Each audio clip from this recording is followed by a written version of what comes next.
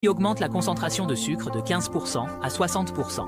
Les impuretés entrent ensuite dans un grand réservoir de 15 tonnes, où les résidus flottent à la surface et sont éliminés par des palettes tournantes sur le côté du réservoir. Après cette série de processus, le jus de canne devient un sirop épais. Ensuite, les ouvriers versent un seau de substance blanche et collante dans le sirop. Cette solution, semblable à du lait, se combine avec le sucre du sirop pour faciliter l'extraction du sucre blanc. Ensuite, ils entrent dans une grande cuve sous vide pour être cuits afin de former du sucre cristallisé. À mesure que l'humidité du sirop s'évapore lentement, les ouvriers vérifient régulièrement le processus de cristallisation jusqu'à ce qu'ils deviennent des blocs de sucre cristallisés épais. Ces blocs de sucre sont ensuite envoyés à une centrifugeuse à grande vitesse où ils tournent à 120 tours par minute pour extraire rapidement la mélasse jusqu'à ce qu'il ne reste que les cristaux séparés. À ce moment-là, l'équipement pulvérise de l'eau pour nettoyer ces cristaux. Une fois terminé, l'eau est évaporée, ne laissant que les cristaux nettoyés.